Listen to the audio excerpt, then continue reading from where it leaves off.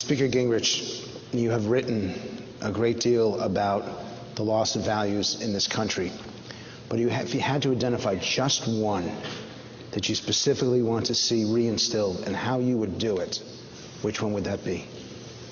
I think that's very easy. It would be to ensure that every American understood that we are endowed by our Creator with certain unalienable rights, and therefore you had to explain the word Creator. And I wouldn't have anybody teaching who felt uncomfortable explaining what the Founding Fathers meant when they said that our rights come from our Creator, because it changes everything else. Secular is a term that comes actually from the Latin seculare, meaning a century. And it basically says life is very limited, so you might as well get the most you can now. A belief in God is the precise opposite. It's a belief that we are all part of an eternity, and that eternity stretches behind us and ahead of us. And therefore, we have to measure what we do within the framework of God's greater plan. A country which has been now, since 1963, relentlessly in the courts driving God out of public life shouldn't be surprised at all the problems we have, because we've in fact attempted to create a secular country, which I think is frankly a nightmare. So I think the first step is this is not sectarian. It's not Protestant, Catholic, Jewish. This is a factual, historic statement. Our founding document, which is the base of our government, says we are endowed by our Creator, and therefore we have responsibilities as citizens to that Creator. And if we simply have a system that reasserts that and educates that and tries to live up to that, we will be a dramatically better country, and other policies follow from it. In research that my own firm has done about the difference between those who pray every day and attend church at least once a week, those who do so are happier, healthier, have closer relationships to their family, like their job better, are more likely to volunteer, are more likely to give of their time. And all the strata, all the positive things that we would say that we want human beings to do, there's a direct correlation. And those that don't, the people who do not pray and do not attend church at all, have the worst. They're the most unhappy and the most angry. And yet you seem to be always under attack. Sure. Why? Well, because they're unhappy and they're angry. Yeah, they're unhappy, yeah. I mean, you just explained it. You know, Arthur. I'm supposed to do the jokes here. No.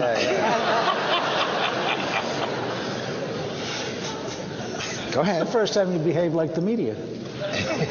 Now, look, Arthur Brooks wrote similar stuff, as you know, and has done a brilliant job of explaining the fundamental difference using Gallup data between conservatives, who tend to be happier, and liberals, who tend to be more miserable. And that's just objective, self-reported data. It's not a judgment. But here are the two core problems. And I think to some extent it'd be interesting to pursue this, Ron, because I think we probably do disagree at one level. I don't think liberty means libertine. I don't think liberty means absence of value. None of the Founding Fathers thought liberty meant that. The pursuit of happiness in the 18th century Enlightenment meant wisdom and virtue.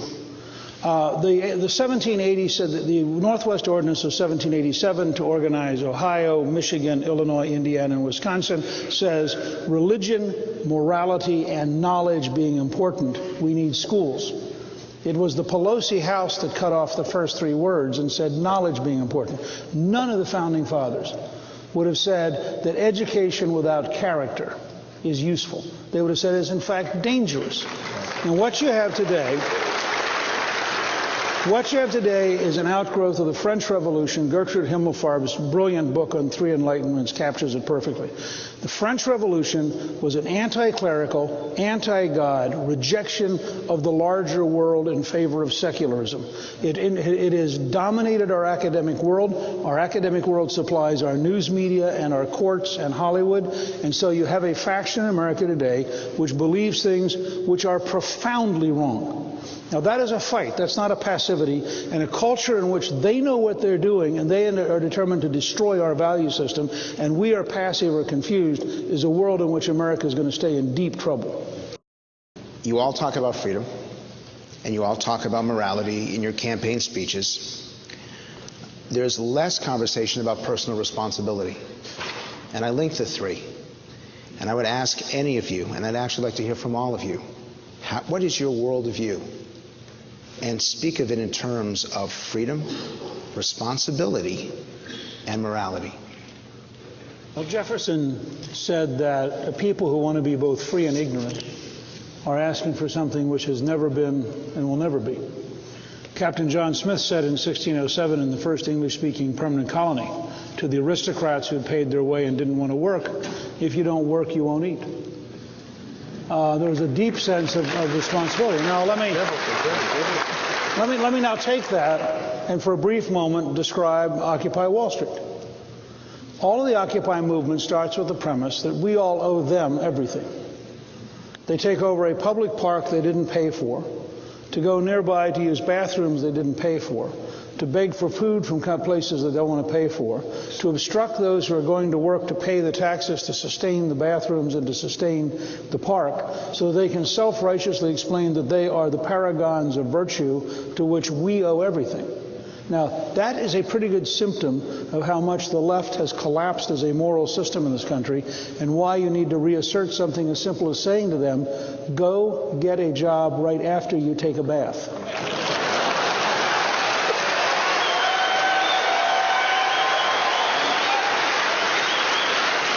Do you really want to follow that? Will you indeed pursue a federal law banning abortion or a federal constitutional amendment? Well, I'm intrigued with something which Robbie George of Princeton has come up with, which is an interpretation of the 14th Amendment in which it says that Congress shall define personhood. That's very clearly in the 14th Amendment. And part of what I would like to explore is whether or not you could get the Congress to pass a law which simply says personhood begins at conception, and therefore, and you could in the same law block the court and just say this will not be subject to review, which we have precedent for. You would therefore not have to have a constitutional amendment, because the Congress would have exercised its authority under the 14th Amendment to define life and to therefore undo all of Roe versus Wade for the entire country in one legislative action.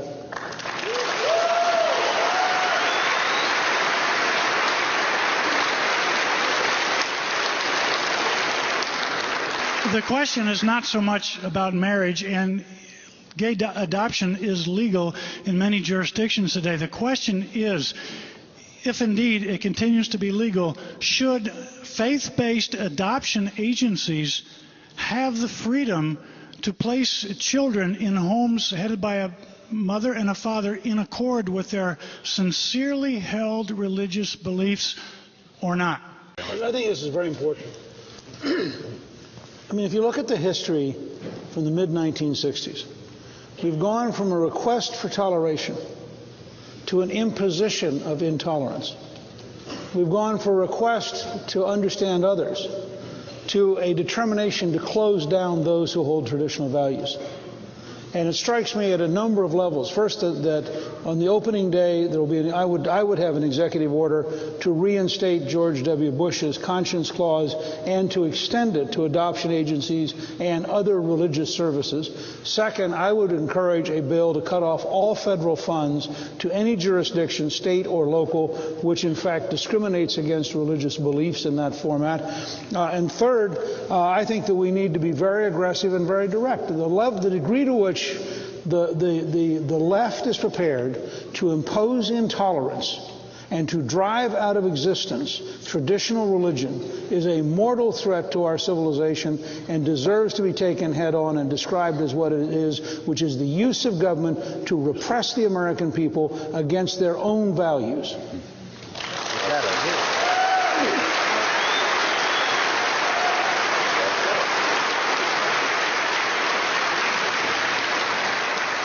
Let me ask each of you, because you've spoken about the judiciary and you've spoken about the constitutionality.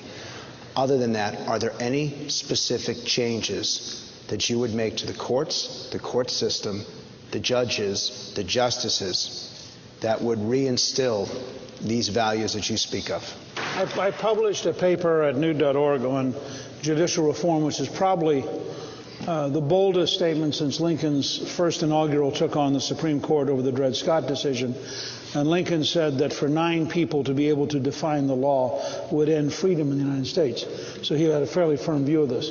The simplest first step which I would take is to propose, and I hope this will be a significant part of the campaign next year, I propose to abolish the court of Judge Baer in San Antonio, who on June 1st issued an order that said not only could students not pray at their graduation, they couldn't use the word benediction, they could not say the word prayer, they could not say the word God, they could not ask people to stand for a moment of silence, and they couldn't use the word invocation.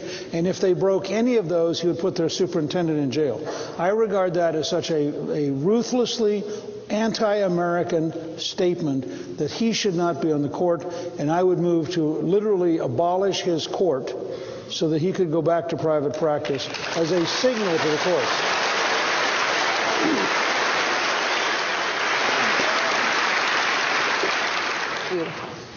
Let me actually for a second break out of your question and build on what Rick just said, which is so powerful. We have a mutual friend who had a son who was born, and within hours they discovered that he had a very, very rare heart problem. And there were only like 3 people in the country who could solve it. And they literally had to go that night. He had like 24 hours as a brand new baby. They went to the first doctor and decided they didn't really trust him because he had exactly the attitude you were talking about, which is, well, we can try, but they almost never survive. And so then jumped in a car, ran to New York City to the second of the 3 people who can do this particular operation. Decided they liked the guy, they trusted him. They had the operation. And the doctor came out and said, well, in preparing for the operation is successful, and I think we're going to be able to fix your son's heart. However, in the process of doing that, we discovered he has brain tumors. They then went through 6 years at Johns Hopkins of, at appropriate moments, taking out each of the tumors. They weren't cancerous, they were just tumors that were going to kill him. And so this little boy, he's a very close friend, he spent 6 years with a shunt in the back of his head. And he spent 6 years knowing that in a couple months I'll go back, I'll go through another operation. They finally, in the 6th year, went back, and the doctor's fussing around, and the little kid looks up and says, look, can we just get this over with so I can get this shunt out so I can go play football? Now, he today has a good heart, a good brain, is good at baseball and football. He was the assistant director of one of my movies. We have a great outtake of him saying, why can't he learn his lines? And you look at that, and I just want to build on what Rick was saying. You look at that and you say to yourself, all right, do I want some bureaucracy deciding that on a percentage basis this is not worth the investment? Or do I want a country that cares about every life at that depth? That is what next year is all about.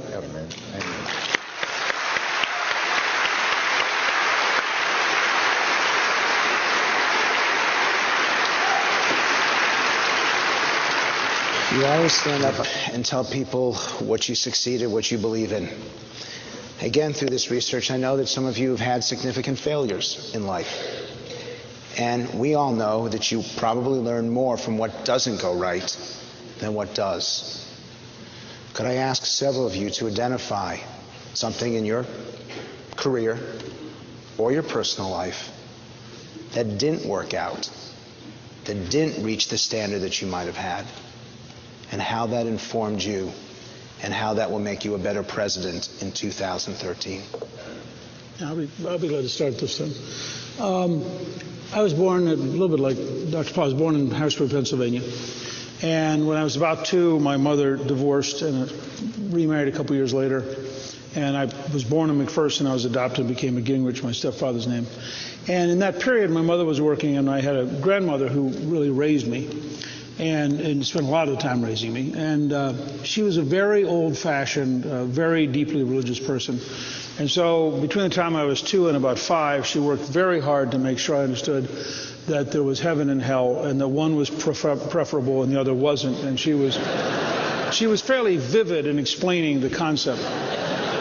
And I went through a relatively complex life because my dad was a career soldier. So I grew up originally in Pennsylvania in the Lutheran church and sang in the boys' choir and did the things you do in a small town. Then became, for example, a Presbyterian acolyte at one point, because you basically became whatever the Protestant chaplain was as you moved around the world. And I would have said that I was a pretty religious person. It had been driven very deeply by my grandmother. And after I got married and things became more complicated, we had 2 wonderful daughters. Although I was remarkably successful in many ways, I was a PhD, I was a congressman, had a lot of very exciting things going on. There was a part of me that was truly hollow. And it was almost like the harder I worked and the more things I did, the hollower I got inside.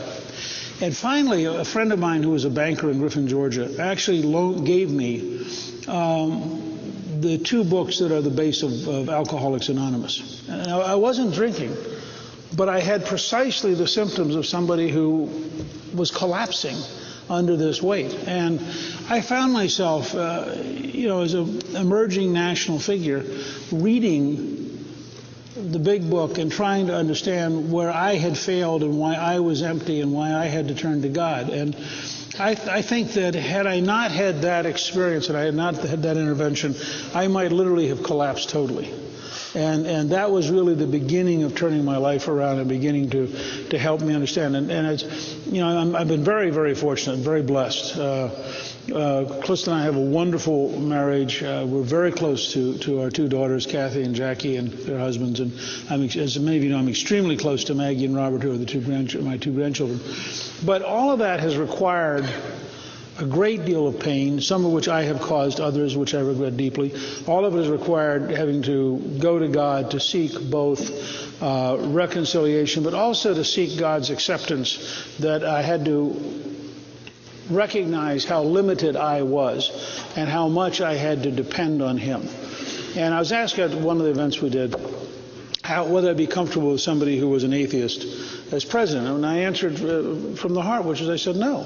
And the reason is simple. I think if it's, we once had a friend who was a recovering alcoholic who was approached by a federal official who said, if you all could drop the 2nd step, we could fund the other 11 steps of Alcoholics Anonymous. But the 2nd step's the one that says you recognize there's a higher being. And he said to him, I think you misunderstand why it works. And if you said to me, we were electing somebody who believed that they by themselves were strong enough to be President of the United States, I would tell you that person terrifies me, because they completely misunderstand how weak and how limited any human being is.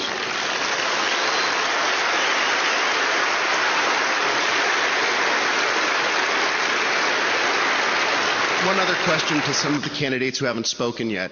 If the Perry case or a DOMA case gets to the Supreme Court, and the Supreme Court were to overturn DOMA or to find a quote-unquote constitutional, a U.S. constitutional right to same-sex marriage, if you were president, what would you do? Nobody? Governor? No, look, part of the purpose of singling out Judge Barry and eliminating his job is to communicate the standard that the 2 elected branches have the power and the authority to educate the judiciary when it deviates too far from the American people. And I think you would probably take that approach. You might you could repass DOMA and make it not appealable to the court. That's right. Period. You believe in the idea of a common good, and what should the role of the federal government be in pursuing a common good? Anybody?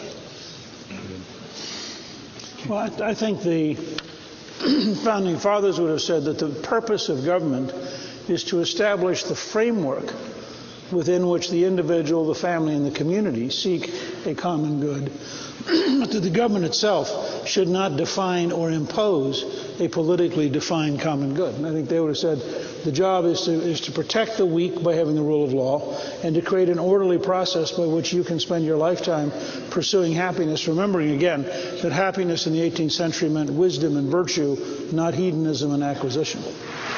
Is there a moral justification? What is the moral justification for war? First of all, as Congressman Paul pointed out, in Christian theology, there's a clear development of the concept of the just war, which people like Augustine had to develop because they were seeing the rise of pagans that were actually threatening the very survival of their country. And in fact, Augustine is buried in Italy because his body was taken out of North Africa when Christians lost North Africa. So I mean, these things become very real.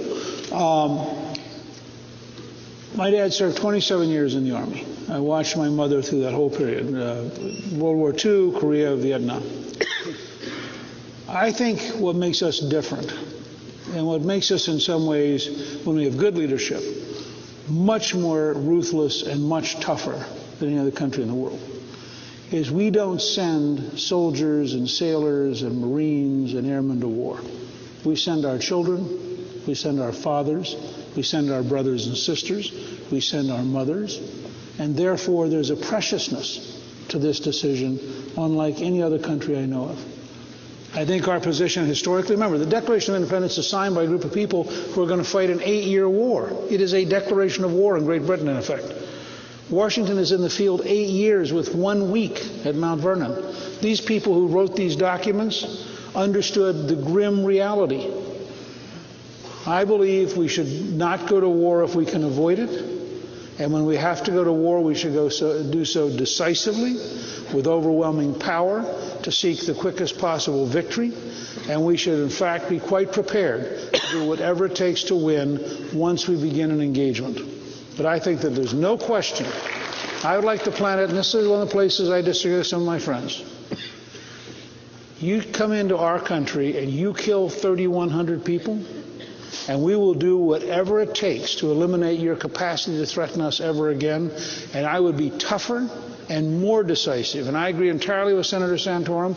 I would say to the government in Iran today, you have a very short time to solve this on your own, and if you don't, we will solve it for you, and we frankly couldn't care less what the rest of the world thinks. We're going to get it done.